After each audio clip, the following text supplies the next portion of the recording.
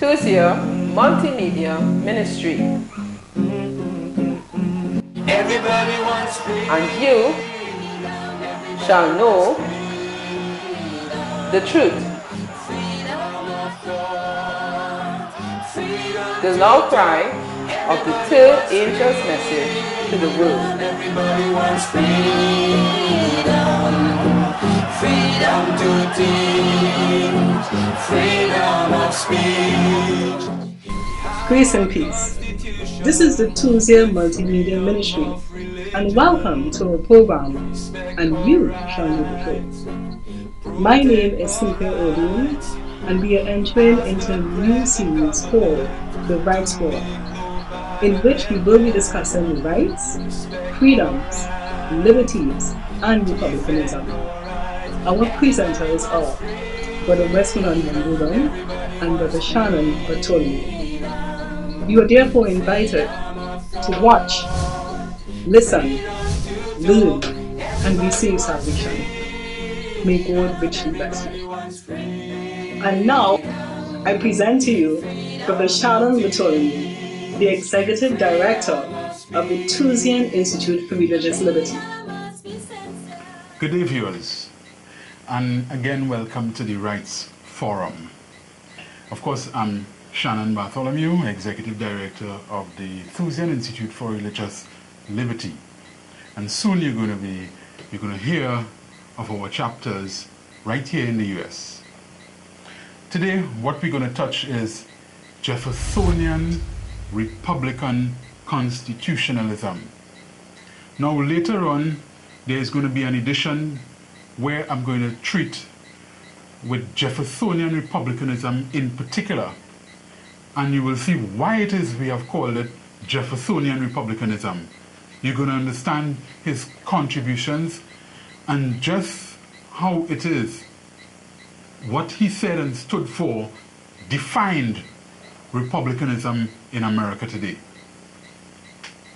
Okay, what we're going to look at is the law part of it. Reason be it, the name of the topic today is Jeffersonian Republican constitutionalism. I am going to break down the law. What is constitutionalism? I'm not going into so much details of what is a constitution at this point in time, but I'm going to show the framework and structure of law, because constitutionalism is just another way of saying the rule of law.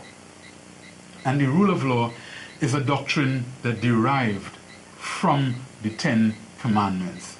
When you go back to the history of law, law began with the Ten Commandments. Law was defined as given by God. So that's why you have higher law. And on the lower law category, you have the rule of law, the doctrine of the rule of law. But it have advanced to what we call today constitutionalism. Yes, it's the rule of law. This is not the rule of men. This is not arbitrary systems of the kings, not the divine right of the kings. This is the rule of law, a system of law that is above all human beings, which is the better thing. But that's something we're going to touch in the future in another edition. Now, when it comes to law, constitutional law, there are two categories of law. Two categories of law. Now, this doctrine has, to some extent, developed right here in America, but it did not develop to its fullest, which is the way it ought to. So the doctrine still had room for development and definition and so on. So what I'm touching today is a fuller definition of the doctrine of the two categories of law. Now, constitutional law falls into two categories: substantive law and procedural law. Get that? Substantive law and procedural law. Now, why is one called substantive?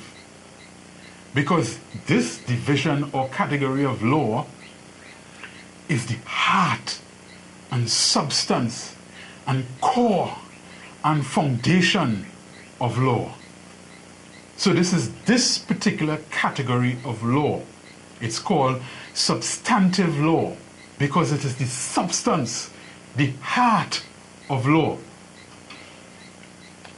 The next category is procedural law. Procedural law.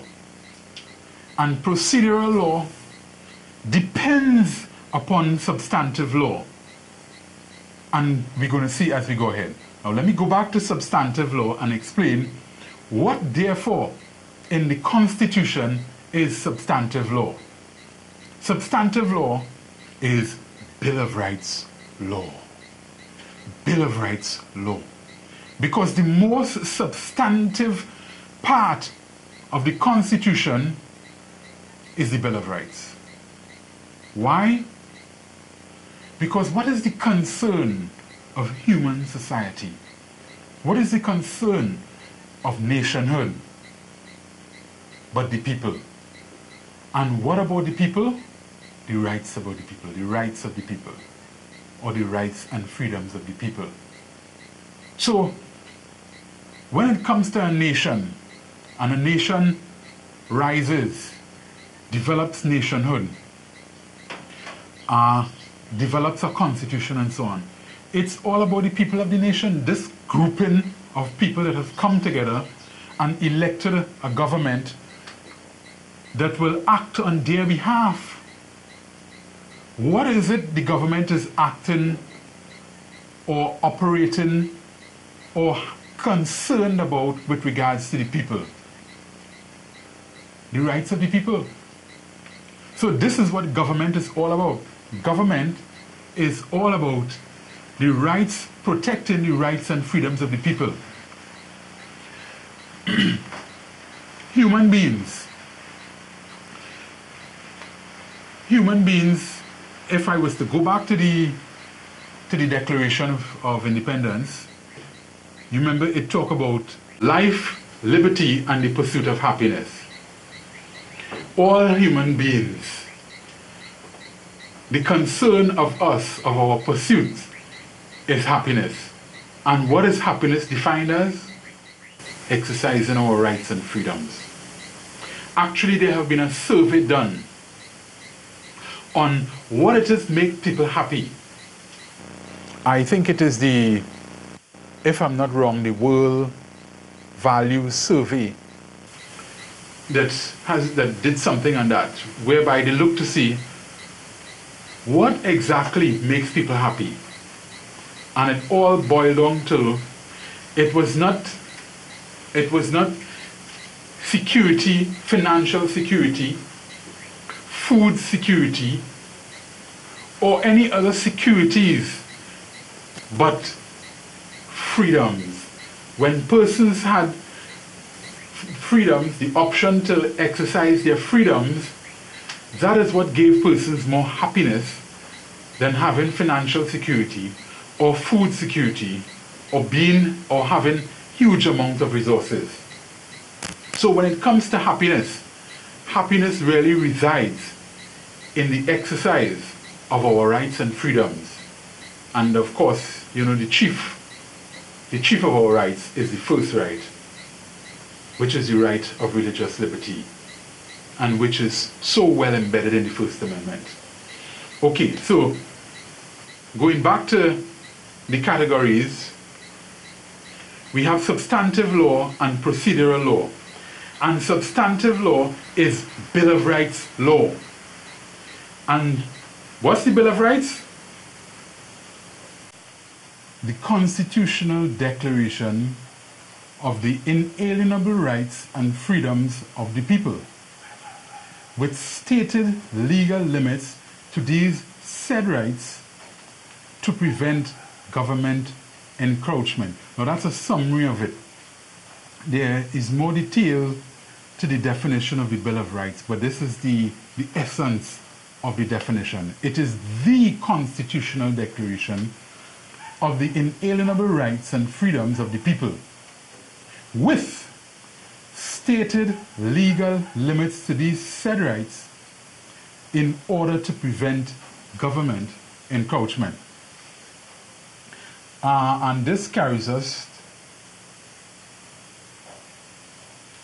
to the next level under substantive law, which is substantive justice. Now, let me not touch substantive justices yet. Let me just go back and let's look at the procedural side of it. So, we have touched substantive law, which is Bill of Rights law, which is the heart of the Constitution, the substance of law.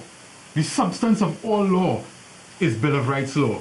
The substance and heart or core of constitutional law is the Bill of Rights. This is the most important part, and that's why it is called substantive, because it is the substance of the Constitution. It determines the spirit of the provisions of the Constitution. Now let's go to the next side of it. Procedural law. And just below on the graphic I'm using here, you have pro-rights procedure law. So you have on one side substantive law, which is Bill of Rights law. On the right side, you have procedural law, which is pro-rights procedure law. What's that? Procedural legal systems that ensures the people's rights and freedoms are protected during the course of daily interactions throughout the many sectors of society. So, you have Bill of Rights law. But there is need for a range of procedural legal systems to ensure throughout the many sectors of society, as people interact and seek services and so on, their fundamental rights, which is Bill of Rights or substantive law, is not violated but protected. So let me just go over this. Under procedural law, which is pro-rights procedure law, the next law down, which is further definition you're going to get, this is procedural legal systems that ensures the people's rights and freedoms are protected during the course of their daily interactions throughout the many sectors of society or the nation. So that's what you're looking at there, folks. You're looking at core law, which is substantive law, which is Bill of Rights law. And on the next hand, you must have a range of legal systems to ensure that those rights and freedoms in the Bill of Rights are not violated during the course of daily interactions between peoples in the many sectors of the nation. Those are the two categories of constitutional law. And there are no other categories. It's very simple. Let's just go down. What substantive law and procedural law gives to us. Let's go to the next graphic.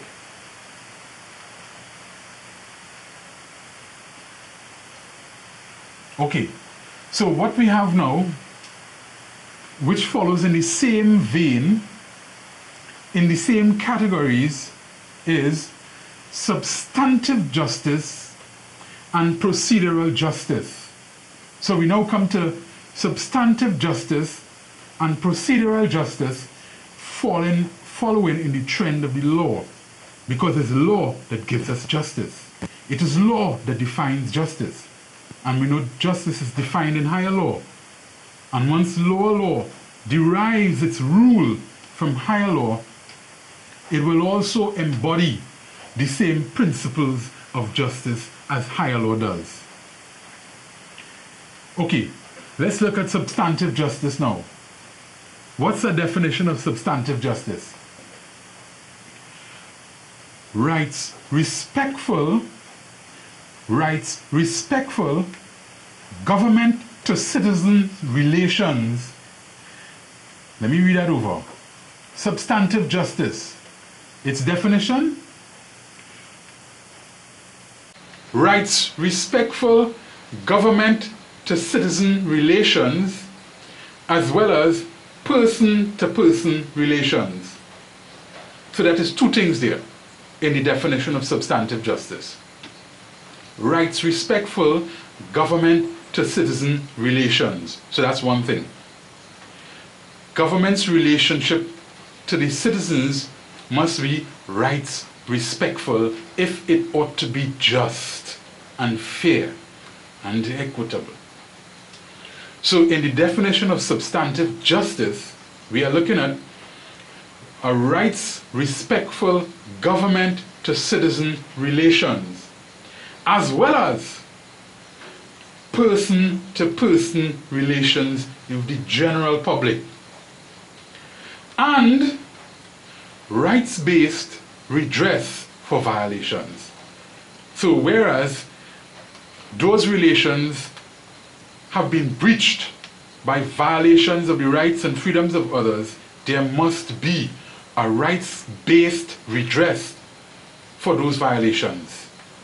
And all of that is embodied in the definition of substantive justice.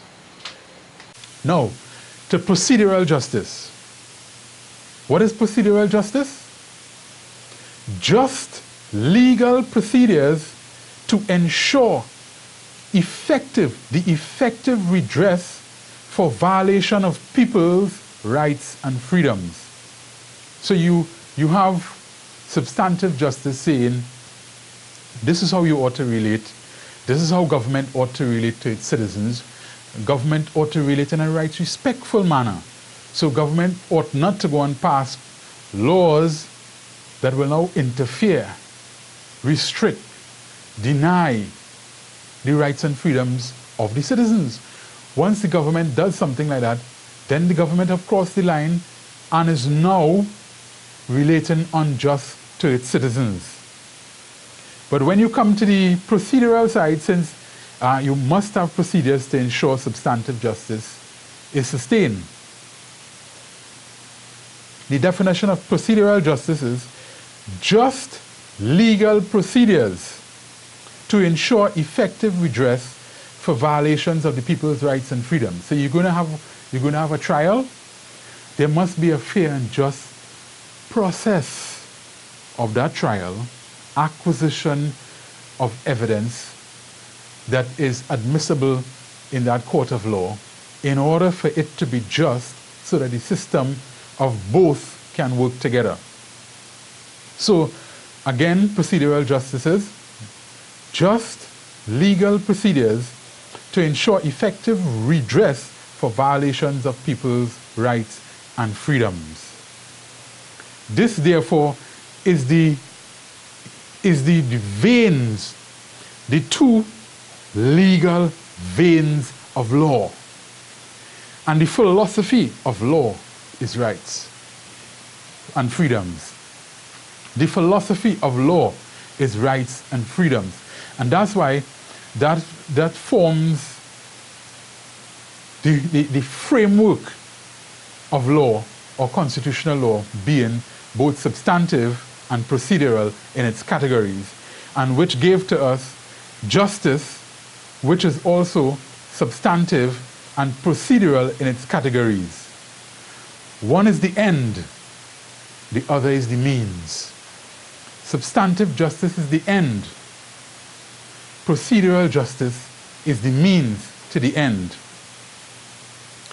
And as I put down below, this is my statement: inherent in every just end is a just means.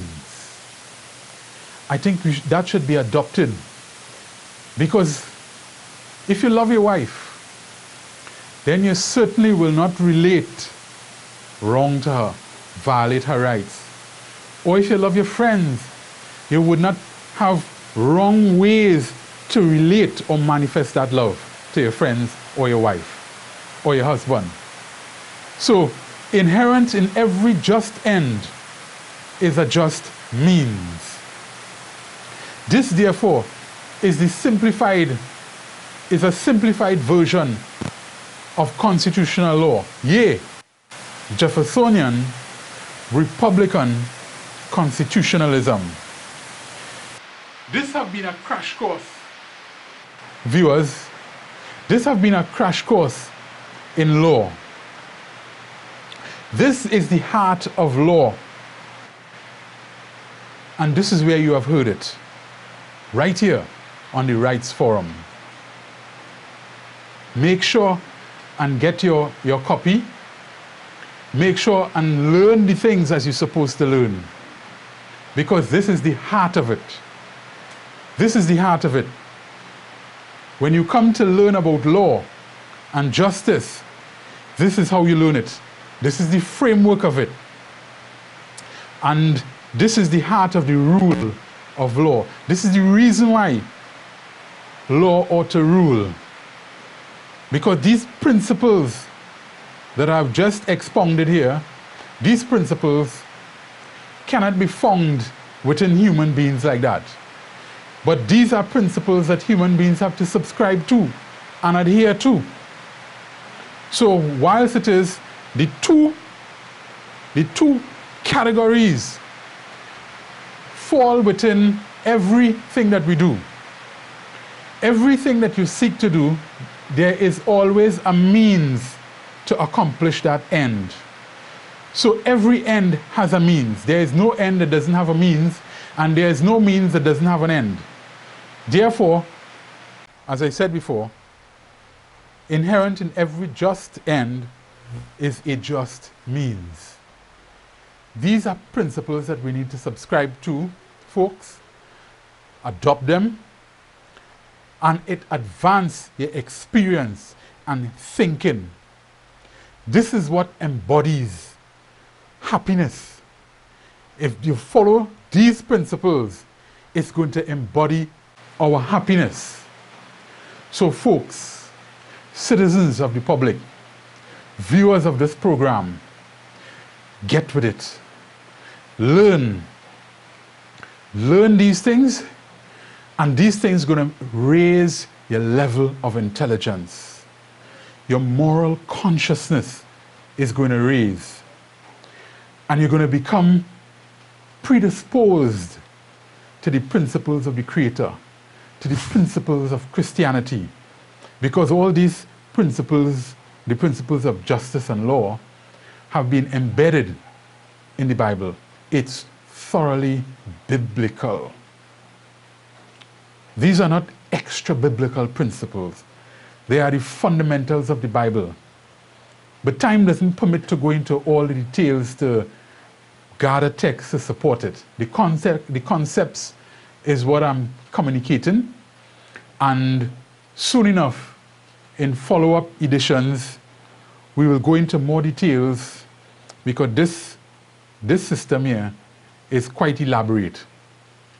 So, whether it is contract law, whether it is trust law, whether it is criminal law, whether it is company law, whatever area of law, it is supportive of substantive law. Those are only procedural systems or procedural law to ensure the fulfillment of substantive law. So you look at whatever category of law you go into, whatever category of law you're going to train in, or jurisprudence, this is the heart of jurisprudence. This is jurisprudential. Get with it, get into it, learn it. Go to www.firstfreedomthink.com, get more information, and certainly advance your own experience, your own cause.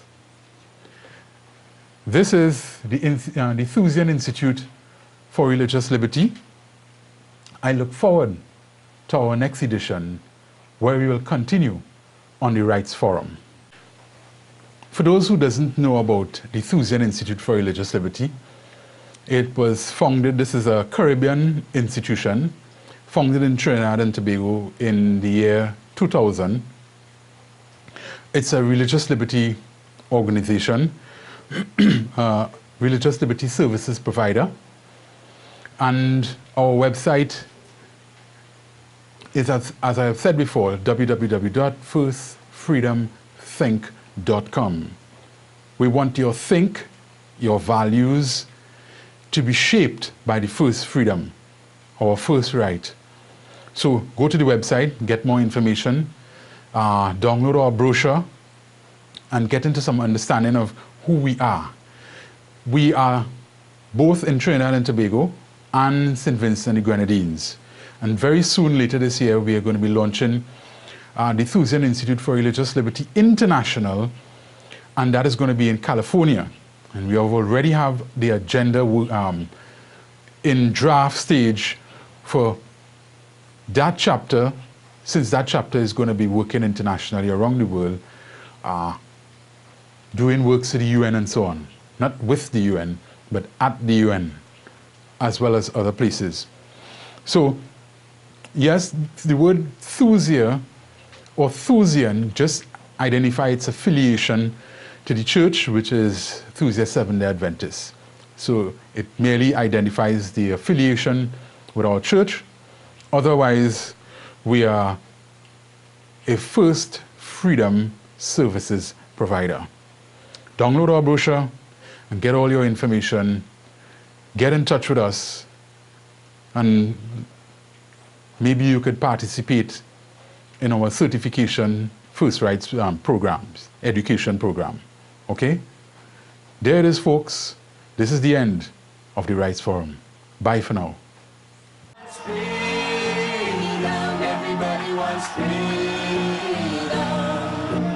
Freedom of thought. Freedom to talk. Everybody wants freedom. Everybody wants freedom. Freedom to teach. Freedom of speech. We have a population that needs some inspiration. Time to wake up. Tyrants must stop. We're drifting into slavery, and soon we will not be free. Time to wake up. Tyrants must stop. Everybody wants freedom. Everybody wants freedom. Freedom of thought. Freedom to talk. Everybody wants freedom. Everybody wants freedom.